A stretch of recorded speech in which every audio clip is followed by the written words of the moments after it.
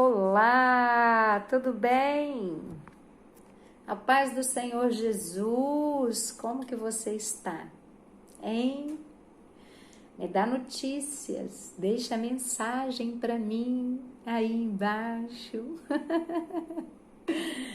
A paz do Senhor Jesus, sou eu, Jaqueline, e eu tô aqui pra gente dar continuidade ao nosso estudo do Evangelho segundo escreveu Mateus.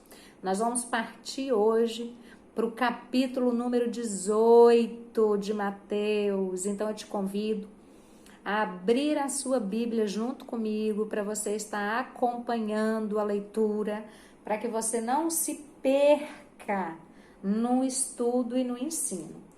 E o capítulo 18 já começa com aquele debate que a gente já viu em outras passagens sobre quem é o maior no reino de Deus, sobre ser o maior no reino de Deus, né? E esse era um assunto de competição, era um assunto que sempre estava em pauta entre os discípulos e aqueles que andavam perto de Jesus.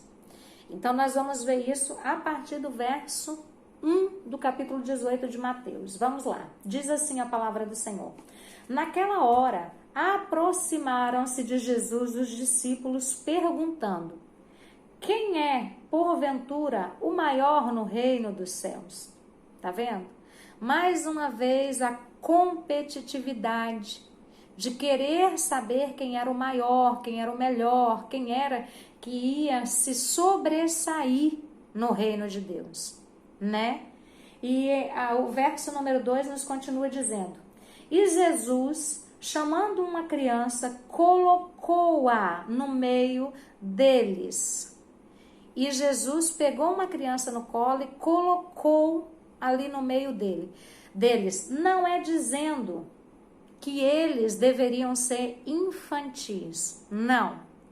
É para dizer que a criança ela tem uma forma de valorizar as coisas diferentes do adulto. E Jesus vai dizer isso a partir do verso 3. Ele diz: e disse: em verdade vos digo que, se não vos converterdes e não vos tornardes como crianças, de modo algum entrareis no reino dos céus. Então, Jesus estava falando que o ser humano, aquele que serve a ele, deve ser como a criança, porque a criança, elas não valorizam os valores mundanos, ela valoriza muito mais o afeto, o tempo que um pai, uma mãe dedica a eles do que um presente caro, entende? Comparação, se você pegar uma criança aí de 1, 2 aninhos e você der para ela uma nota de R$100 ou 20 notas de R$2 e colocar na sua frente e perguntar qual que ela quer, ela vai querer as 20 notas de R$2. Por quê? Ela vai achar mais bonitinho, ela vai preferir as notas de R$2, que é um montante, que ela vai brincar. Ela não tem maldade, ela não tem malícia, ela tem uma inocência e ela valoriza aquilo que parece, muitas vezes, aos nossos olhos, mais simples. Então, o que Jesus está dizendo? Entram no reino de Deus somente as pessoas como crianças, que têm atitude de confiança, de humildade.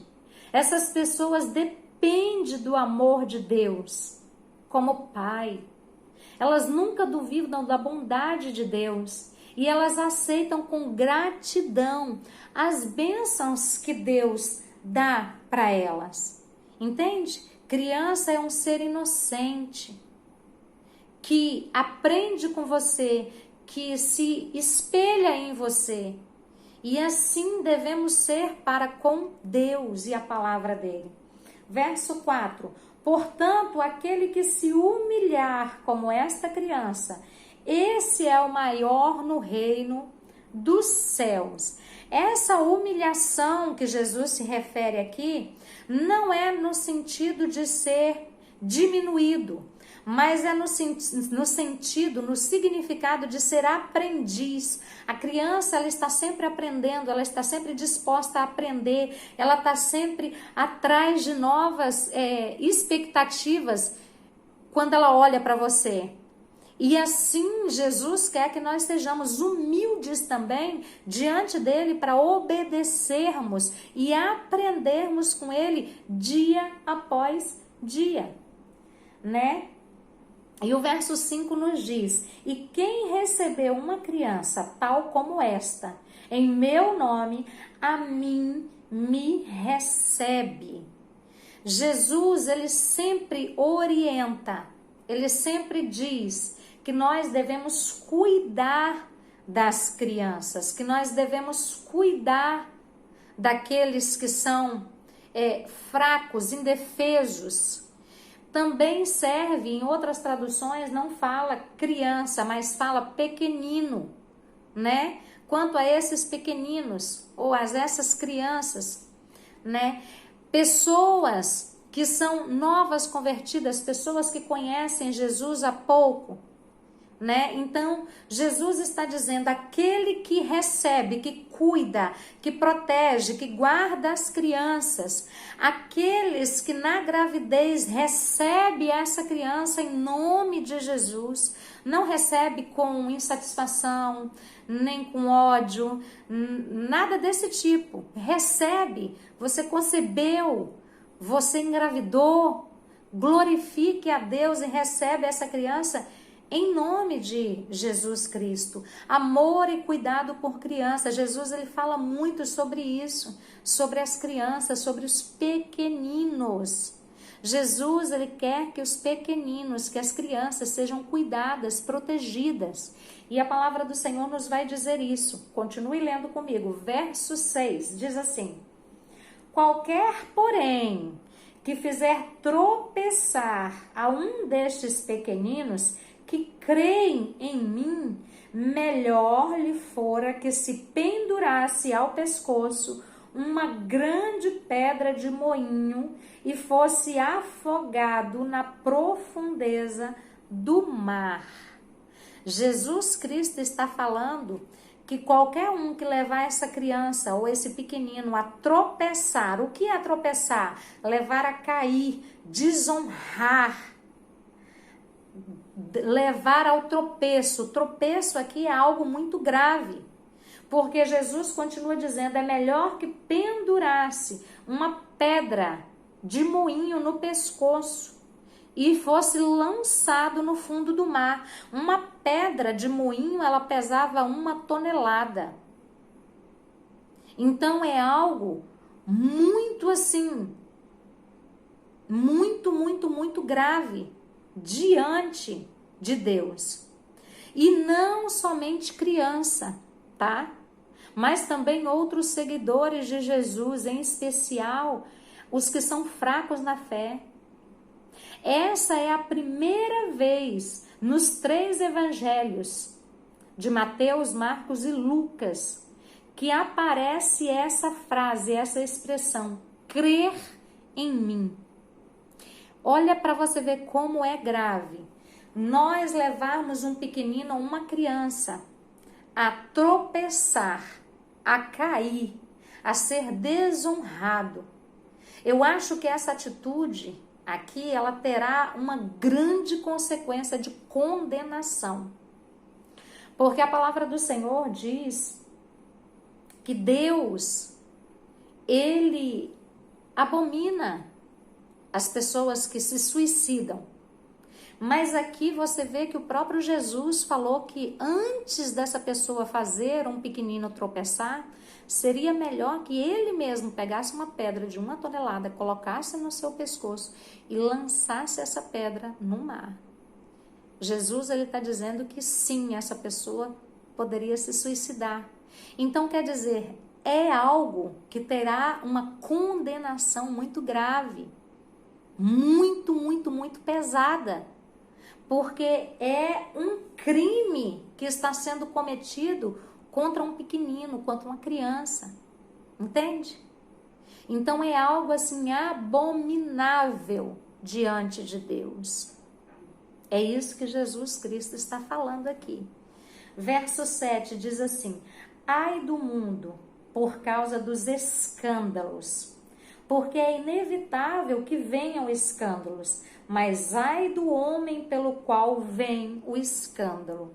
Lembra que nós já estudamos escândalo, o que significava escândalo, né? Jesus ele vai falar outra vez sobre escândalo. Escândalo é aquela armadilha que era preparada na antiguidade, que eles cavavam um buraco imenso no chão, colocava várias madeiras pontiagudas para cima, cobria aquele local com folhas e com várias outras coisas, e quando vinha alguém caminhando na inocência para ir para determinado lugar, aquela pessoa não via a armadilha chamada escândalo, né? E ela caía ali dentro. Então ela era morta, caía naquele escândalo, naquela armadilha, e ela era morta, enfiada naquelas, como fala, gente, naquelas ripas, né, que eram colocadas ali, que eram coisa terrível. Então, é inevitável as armadilhas, Jesus está falando, porque é inevitável que venham os escândalos, é inevitável as armadilhas, pessoas que planejam o mal. Olha como o texto nos leva a crer que sim, são pessoas que manipulam, que orquestram, que planejam fazer o mal aos pequeninos e às crianças. Então, isso pode ser abuso infantil, pedofilia, pode ser um ato de descontrole físico, pornografia, masturbação, que leva ao escândalo, leva à armadilha, é algo planejado, mas que vai trazer uma consequência muito grande, entende? Então assim, Jesus Cristo ele continua dizendo, verso 8, portanto, se a tua mão ou o teu pé te faz tropeçar, corta-os e o lança fora de ti. Melhor é entrares na vida manco ou aleijado do que tendo 2 mãos e 2 pés, seres lançado no fogo eterno. Jesus Cristo aqui ele está dizendo e fala dos membros do corpo. Comparação, naquela época e até hoje em alguns estados islâmicos, por exemplo, é assim, se você é pego roubando, é cortado uma parte do seu corpo. Se você é pego adulterando, é cortado outra parte do seu corpo. Se você é pego fugindo de um lugar, é cortado outra parte do corpo. Então Jesus aqui, ele fala, nós temos que lembrar que Jesus, ele sempre usa palavras que remetem àquele tempo ali, àquela época ali. Então por isso que é bom a gente entender qual era o contexto da época, porque é esse contexto da época que Jesus usa para trazer a verdade diante dos seus discípulos e das pessoas que estavam ali. Então Jesus fala a exemplo daquela época, né? Olho por olho, dente por dente. Talvez seria até cortar hoje por hoje. Como seria isso para a gente, para nossa realidade? Talvez cortar a internet, que te leva à pornografia e te leva à masturbação, né? Te leva ao adultério, ou talvez tirar da sua casa um Netflix, uma televisão, uma revista, algo que está tirando o seu tempo e está te levando para provocar escândalos em você, através das armadilhas, e às vezes você pode trazer essa armadilha também para outras vidas que estão à sua volta, fazendo você tropeçar. E mais uma vez Jesus Cristo fala sobre o fogo eterno. Isso aqui, fogo eterno, é inferno. Até aqui, o capítulo 18 de Mateus, nós não vimos Jesus uma vez falar sobre a graça. Para e presta atenção. Mas, quando a gente vai ouvir mensagens, a gente vê as pessoas supervalorizando a graça. As pessoas pregando uma hipergraça sobre as pessoas.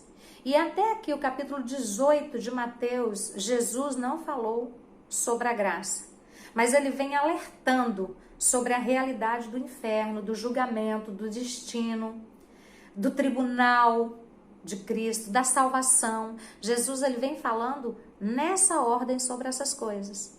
Até agora ele não falou sobre a graça, mas ele tem trago a realidade de que se nós não nos convertermos e mudarmos as nossas atitudes, andarmos pela palavra dele, o destino final é o inferno, é o fogo eterno.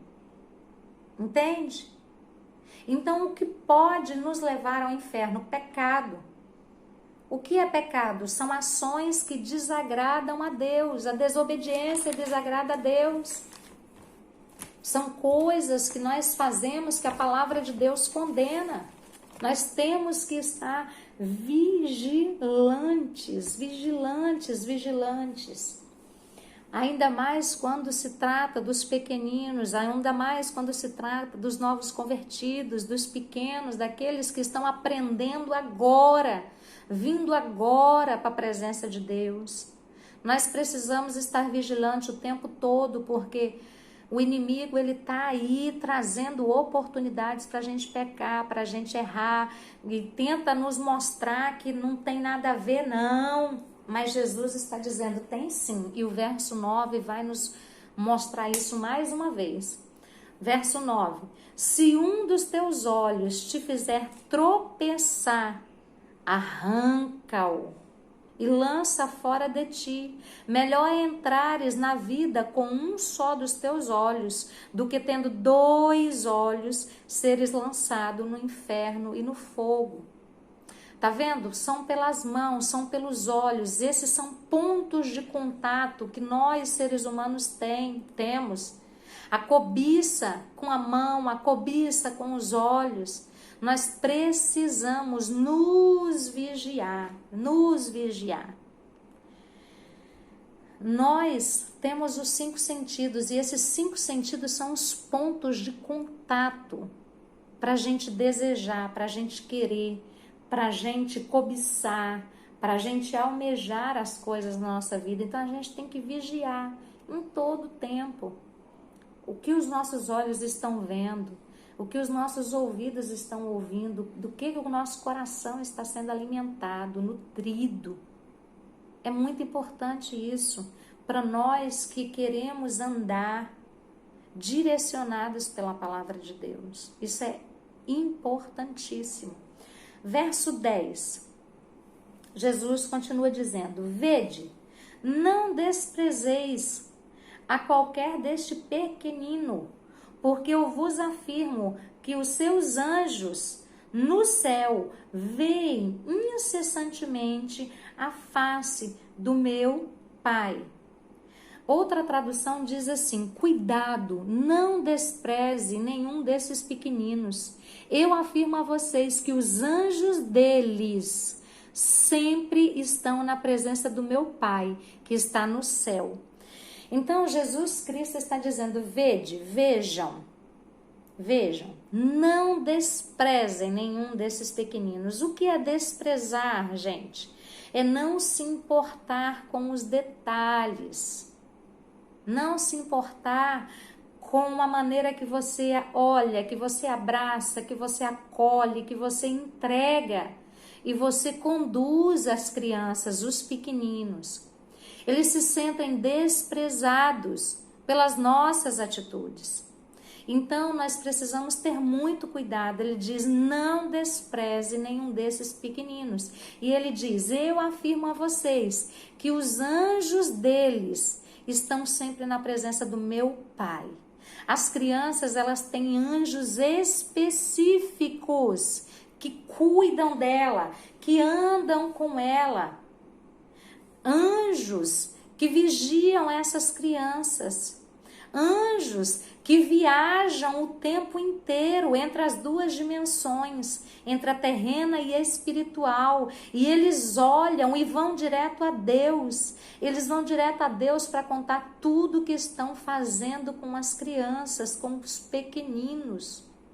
O juízo para quem maltrata a criança é um juízo pesadíssimo.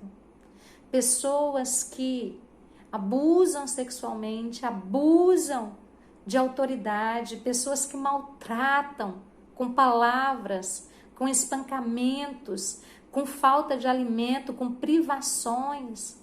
Essas pessoas vão ter um juízo muito pesado sobre elas, muito pesados. Tanto que Jesus disse lá, né? Melhor fosse que essas pessoas amarrassem uma corda no seu pescoço com uma pedra de moinho e se lançassem no mar. É uma coisa muito terrível você desprezar, você trazer o escândalo, você maltratar, você judiar de uma criança, de um inocente, de um pequeno. Deus, ele não vai deixar isso barato, não vai.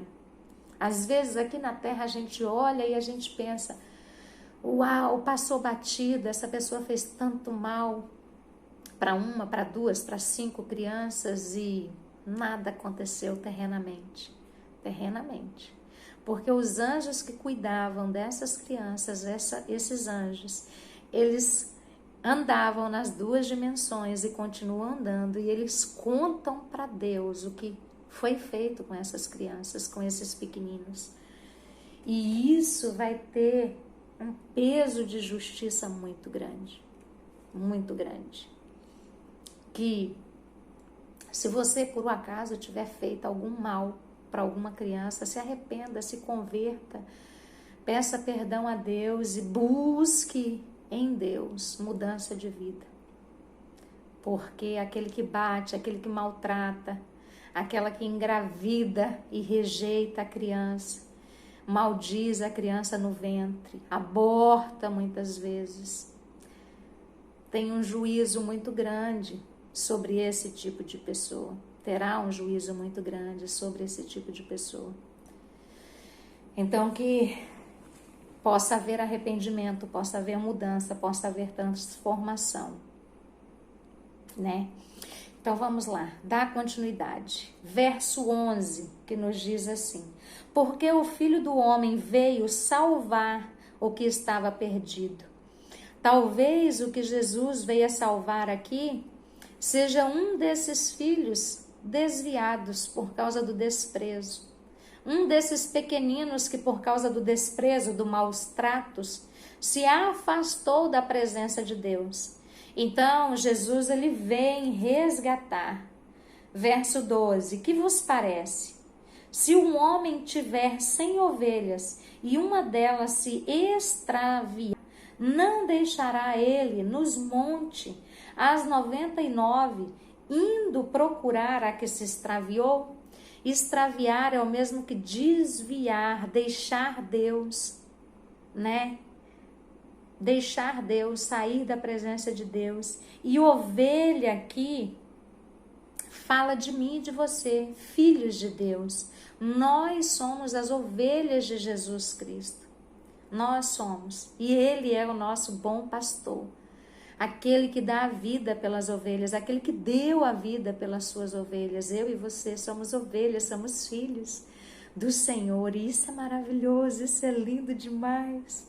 Verso 13 nos diz assim: e se porventura encontra, em verdade vos digo que maior prazer sentirá por causa dessa, do que pelas 99 que não se extraviaram. Então Jesus, ele tem prazer em resgatar aquilo que se havia perdido.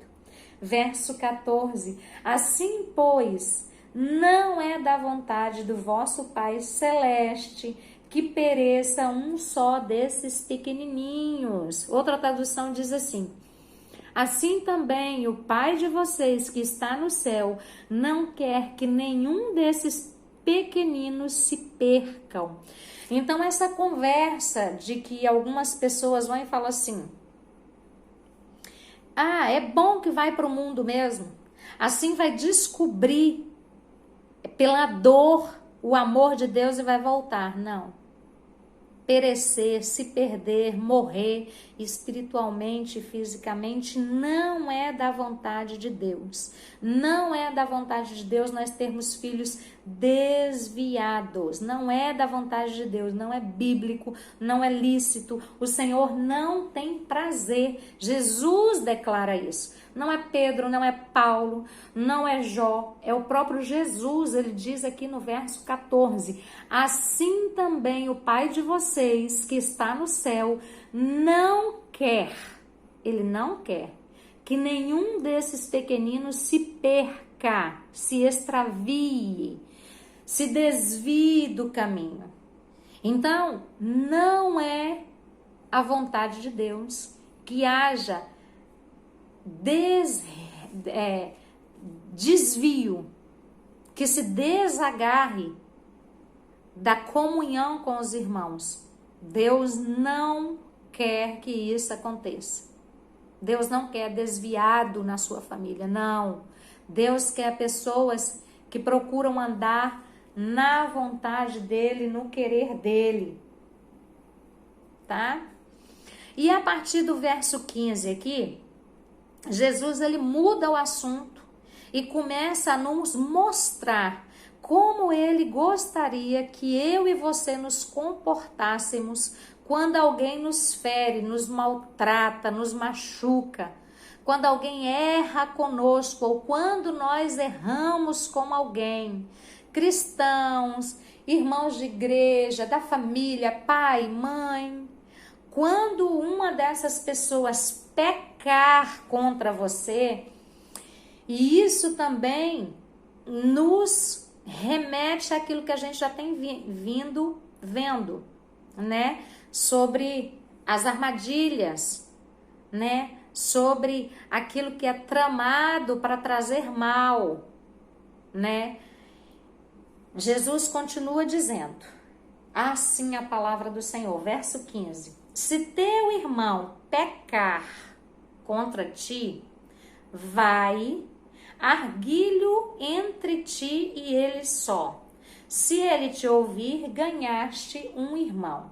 Eu vou ler na tradução NTLH, que ela tem uma melhor tradução de entendimento. E nos fala assim, ó, verso 15. Se o seu irmão pecar contra você, vá e mostre-lhe o seu erro. Mas faça isso em particular, só entre vocês dois. Se essa pessoa ouvir o seu conselho, então você ganhou de volta o seu irmão. Então, Jesus está dizendo que você deve seguir alguns passos quando alguém pecar com você, contra você. Você deve seguir alguns passos para que haja arrependimento do erro e do pecado cometido por esse irmão contra você ou contra o ambiente onde você está, e você vai questionar esse irmão, tentando trazer a ele a realidade do seu erro, mostrar para ele o seu erro. Então, Jesus Cristo, ele nos fala que, em primeiro lugar, nós devemos procurar essa pessoa em particular e mostrar para ela que ela errou, que ela fez algo errado. Mas veja só o que ele diz: se a pessoa ouvir o seu conselho, então você ganhou de volta o seu irmão. Esse se é condicional. É condicional. Se a pessoa quiser, se a pessoa entender, se a pessoa desejar sair do erro. Não é algo que você vai fazer e que você vai convencer a outra pessoa, não. É condicional, se ela quiser. Entende? Nós não conseguimos obrigar ninguém a fazer nada, e Jesus deixa isso bem claro. Ele diz: se a pessoa ouvir o seu conselho, então você ganhou de volta o seu irmão. Mas se ele não quiser ouvir, você não ganhou. E aí vem o segundo passo. Mas se não ouvir, leve com você uma ou duas pessoas para fazer o que mandam as escrituras sagradas. Elas dizem: qualquer acusação precisa ser confirmada pela palavra de pelo menos duas testemunhas. Então, se você viu o erro de alguém e você confrontou o erro de alguém, e essa pessoa não te deu ouvidos, você pega duas testemunhas, leva diante dessa pessoa e confronta ela de novo com essas duas testemunhas. Se a pessoa que pecou não ouvir essas pessoas, então conte tudo à igreja. Você está vendo que o contexto aqui são de pessoas que vivem em comunidade. Por exemplo, você vive numa casa onde alguém da sua família mexeu em você indevidamente. Vamos colocar assim, né? Para bom entendedor, essa palavra vai já te fazer entender. Então, alguém da sua família ou alguém de dentro da sua igreja, você sabe que mexeu indevidamente em alguém ou até mesmo em você. Aí você foi e confrontou essa pessoa. Essa pessoa virou e falou: não quero saber disso. E aí você chama duas testemunhas e você confronta o erro dessa pessoa de novo. Que não é só erro. Nesse caso, é crime também. Né? Uma pessoa que mexe com a outra indevidamente em lugares que não é para essa pessoa mexer, né? É crime, é passível de prisão, de penalidade. Então, você falou, essa pessoa não quis ouvir, e você morando ali naquele contexto, você chama pessoas de sua confiança e confronta essa pessoa que cometeu esse erro. E se essa pessoa também não quiser ouvir as duas pessoas que você trouxe, não fique calado. A palavra do Senhor nos diz que nós devemos reunir a igreja e contar o que aconteceu. Então, se dentro de um contexto familiar, por exemplo, alguém que deveria te proteger, alguém que deveria cuidar, abusou de você, você não deve guardar isso para você.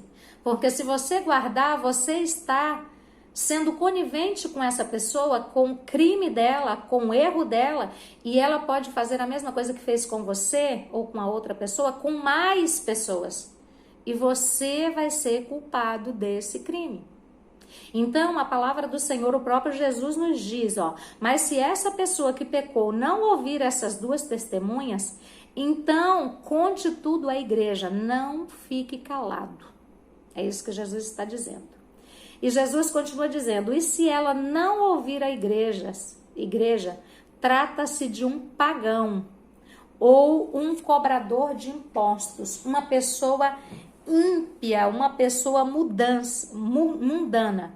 Então, se não houve mudança nessa pessoa, Jesus ele diz que nós devemos levar para a igreja, levar para a comunidade, para que a gente não seja cúmplice de uma pessoa que não aceita ser corrigido. Gentil, incrédulo, mundano, são pessoas que não são de Cristo, são pessoas desobedientes. E Jesus continua dizendo, no verso 18, eu afirmo a vocês que isso é verdade. O que vocês proibirem na terra será proibido no céu, e o que permitirem na terra será permitido no céu. Jesus ele está dando autoridade para essa pessoa ser desligada da igreja, do membro do corpo de Cristo. A autoridade é para falar que essa pessoa agora não faz parte mais da igreja, não faz parte da comunhão daquelas pessoas. Como que você vai deixar, por exemplo, uma pessoa que você sabe que bate em alguém dentro da sua casa, conviver com outros membros mais fracos, sendo que você conversou, você confrontou, você mostrou o erro e a pessoa não quer mudança? É um perigo. Então é mais fácil você mandar. Jesus aqui está dizendo que ele convida essa pessoa a se retirar do meio da sociedade, daquela igreja. Verso 18: em verdade vos digo que tudo que ligardes na terra terá sido ligado no céu, e tudo que desligares na terra terá sido desligado no céu. Em verdade também vos digo que, se dois entre vós sobre a terra concordarem a respeito de qualquer coisa que porventura pedirem, lhes será concedido por meu Pai que está no céu. Então, Jesus Cristo está dizendo aqui, ó, se você ligar na terra, se você disser que esse tipo de pessoa não deve ficar no seu ambiente, você está se protegendo. Vai ser ligado, vai ser concordado. Então, Jesus aqui, ele está nos dando um direcionamento da gente não aceitar todo mundo na nossa vida, não. Tem norma, tem conduta para as pessoas conviverem umas com as outras. E o respeito é uma das principais condutas que todo ser humano deve ter com o outro, né? Verso 19, Jesus diz assim, ó: em verdade vos digo que, se dois dentre vós sobre a terra concordarem a respeito de qualquer coisa, porventura pedirem, lhes será concedida por meu Pai que está no céu. Tem condições. Qual é a condição para que haja concordância a respeito de algo na terra e no céu? A condição é que é em nome de Jesus Cristo, né? É em nome de Jesus Cristo. Não é em nome de outra pessoa qualquer, não é em nome do próprio Deus, não é em nome do Espírito Santo, é no nome de Jesus Cristo. E é feito por pessoas que são obedientes, que andam na presença de Deus, que obedecem à palavra do Senhor. A palavra do Senhor no verso 20 nos diz: porque onde estiverem 2 ou 3 reunidos em meu nome, em nome de Jesus, ali estou no meio deles. Então, Jesus está dizendo que no nome dele nós podemos concordar na terra e vai ser concordado no céu, e nós vamos receber aquilo que nós estamos pedindo em nome de Jesus.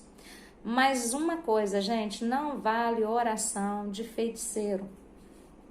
O que é uma oração de feiticeiro? É aquelas pessoas que fazem oração para prejudicar a outra pessoa.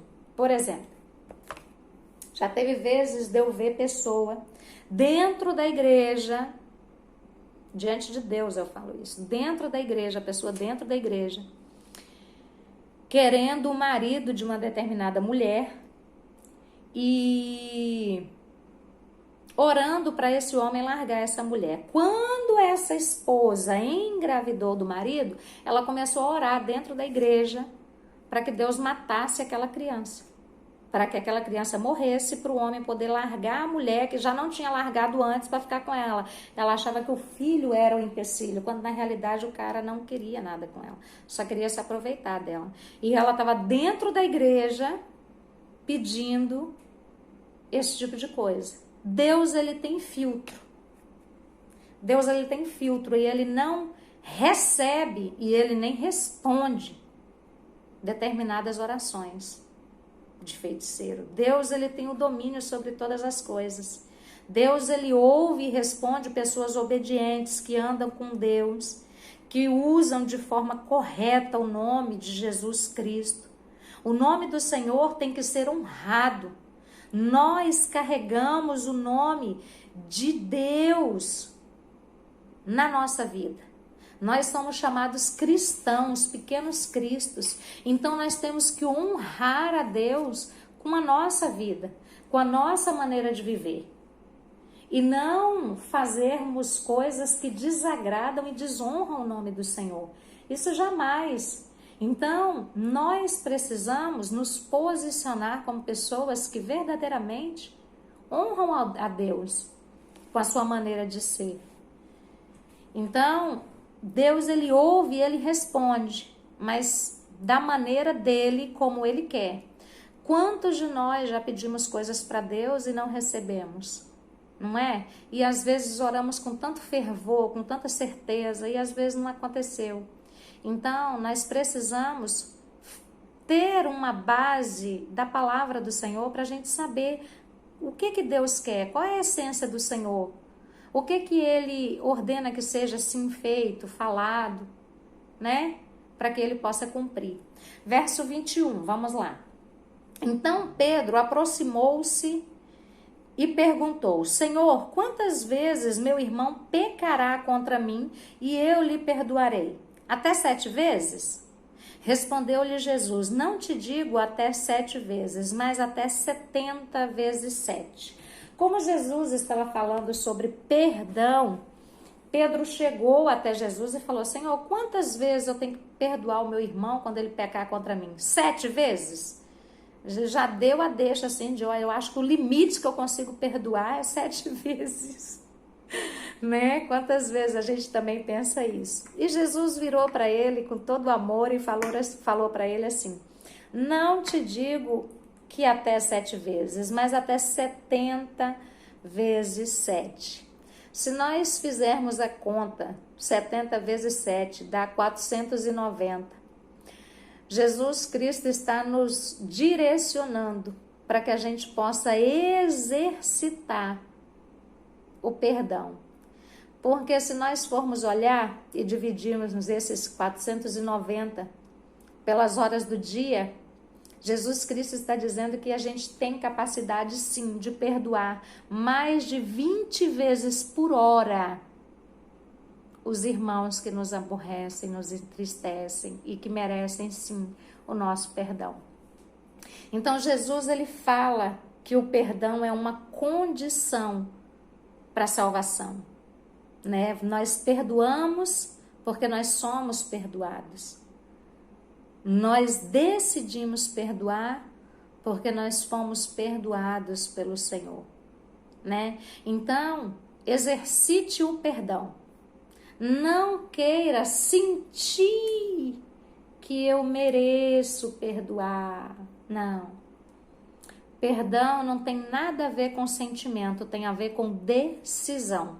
Eu decido perdoar e eu oro a Deus até que realmente o perdão flua de dentro de mim sem mais peso, sem medida. E aí essas 20 e poucas vezes por hora vai ser insignificante, porque você já vai ter aprendido do Senhor a perdoar e deixar para lá. Não é fácil, mas é possível.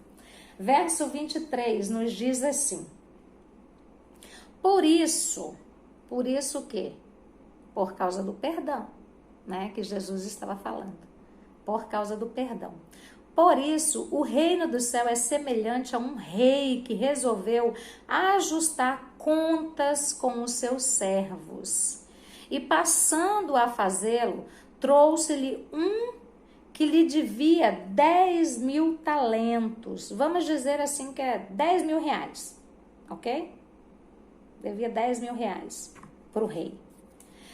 Não tendo ele, porém, com que pagar, ordenou o Senhor que fosse vendido ele, a mulher, os filhos e tudo quanto possuía, e que a dívida fosse paga. Naquela época, podia sim alguém que estava devendo alguém ser vendido como escravo para pagar a dívida. Naquela época, naquele contexto ali, essa era uma prática comum. Era vendido como escravo para pagar a dívida. Tudo que ele tinha era vendido, né? Marido, mulher, esposa, filhos, animais, terrenos, tudo era vendido, né? E as pessoas eram vendidas como escravos para poder pagar a dívida. Então isso aqui era uma prática comum naquela época. Então o rei falou que ia vender ele, a mulher e os filhos e tudo quanto possuía para que pudesse ser paga a dívida. Então o servo prostrou-se, reverente, rogou: sê paciente comigo e tudo te pagarei. E o senhor daquele servo compadeceu-se, mandou-o embora e perdoou a sua dívida. Ele rogou, ele implorou. E o rei, ele se compadeceu, ele se condoeu, né, com a aflição e com o implorar daquele servo. E ele perdoou toda a dívida e liberou ele para ir embora. Perdoou os 10 mil reais, né, os 10 talentos que ele devia. Aí continua dizendo, verso 28, saindo, porém, aquele servo, encontrou um dos seus conservos, que lhe devia 100 denários. Vamos colocar aí, 100 reais. Conservo é companheiro de trabalho, tá? É um companheiro de trabalho dele. Que lhe devia 100 reais, 100 denários. E agarrou-o e sufocava, dizendo, paga-me o que me deves. Então, o seu conservo, que era o seu companheiro de trabalho, caindo-lhe aos pés, ele implorava, sê paciente comigo e te pagarei. Ele, entretanto, não quis. Antes, indo-se, o lançou na prisão até que saldasse a dívida. Ele não quis. Ele tomou uma decisão. Eu não quero te perdoar, então eu vou te colocar na prisão e você só vai sair de lá quando você pagar a sua dívida. Ele não exerceu a misericórdia que ele recebeu, ele não liberou o perdão e agiu com vingança. Por maldade, ele colocou o rapaz que trabalhava com ele, o conservo dele, na prisão. Ele não exerceu a misericórdia que ele recebeu. Então, verso 31, vendo os seus companheiros o que havia passado, entristeceram-se muito e foram relatar ao seu senhor tudo o que acontecera. Então, os amigos dele que tinham visto que o senhor dele tinha perdoado a dívida dele, que era altíssima, e tinha liberado ele, chegaram ali e viram o que ele fez com aquele rapaz que trabalhava com ele. E isso entristeceu muito o coração daqueles homens e eles foram relatar ao Senhor, ao rei, né, o que tinha acontecido. Verso 32. Então o seu senhor, chamando, lhe disse, servo malvado, perdoei-te aquela dívida toda porque me suplicastes. Não devias tu igualmente compadecer-te do teu conservo, como também eu me compadeci de ti? E indignando-se, o seu senhor o entregou ao verdurgos, até que pagasse toda a dívida. Verdurgos são torturadores, tá? São torturadores que tinha naquela época. No âmbito espiritual, são demônios que oprimem as pessoas para que você não libere perdão, para que você não use de compaixão, de misericórdia, para que você não exerça o perdão sobre as outras pessoas. O verso 35 nos diz assim, assim também o meu Pai celeste vos fará, se do íntimo não perdoardes cada um dos seus irmãos. Então Jesus está falando que no mundo espiritual, Deus vai fazer isso com aquelas pessoas que não liberam perdão, que não usam de misericórdia com as outras pessoas. Porque Deus libera o perdão para nós, Deus libera o amor para nós, Deus libera a justiça sobre nós. E quando nós temos que repartir com outras pessoas, nós não fazemos. Então Jesus Cristo está dizendo que assim também o Pai Celestial vos fará. Fará o quê? Nos entregará aos verdurgos, aos atormentadores, aos demônios, para que eles nos oprimam. Por isso que uma pessoa que não perdoa a outra, ela adoece, ela toma centenas de remédios por dia, ela tem mal-estar que ninguém consegue, médico nenhum consegue resolver o problema dela. E elas muitas vezes acabam mortas por causa dessas enfermidades. Principalmente, pessoas que não liberam perdão, dá muito câncer nelas. São doenças psicossomáticas, é assim que falam, né? São doenças que são geradas dentro de nós por causa da falta de perdão, por causa da amargura, por causa da maldade, por causa do ato de querer se impor e ter reconhecimento da outra pessoa. Então Jesus está dizendo que assim como esse rei fez com aquele servo maldoso, que não exerceu misericórdia, que não exerceu o perdão, assim Deus fará com as pessoas que do seu íntimo não perdoar a cada um dos seus irmãos. Deus é amor? Sim, mas ele também é fogo consumidor. Deus é amor? Sim, mas ele também é justiça. Nós temos que ter amor e temos que ter temor pela palavra de Deus, porque ela é verdade. Na cruz, Deus fez Jesus perdoar a humanidade. Deus, ele não vai admitir a minha e a sua argumentação diante dele para não termos perdoado alguém. Nós temos que perdoar mesmo sem vontade, porque Jesus Cristo, ele na cruz perdoou toda a humanidade, perdoou todos os nossos erros, todas as nossas maldades, todas as nossas iniquidades. Então nós não temos argumento, nós não temos desculpa para também não liberar o perdão para os nossos irmãos e irmãs, familiares, amigos, conhecidos, vizinhos. Nós temos que exercer o perdão. Porque somente exercendo o perdão aqui na terra que nós receberemos o perdão de Deus, que vai nos conduzir à vida eterna com Ele. Amém? Que coisa maravilhosa.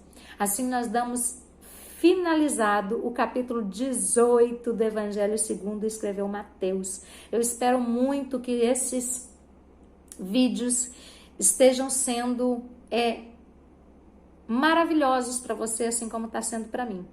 Que esteja te ensinando, assim como também está me ensinando.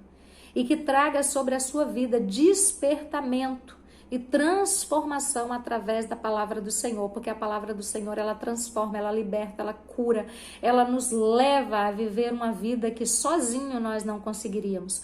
Porque pelo Espírito Santo de Deus e pela graça do Senhor Jesus, nós somos ativados para poder romper com as limitações terrenas e vivermos e alcançarmos aquilo que Deus tem preparado para nós. Amém?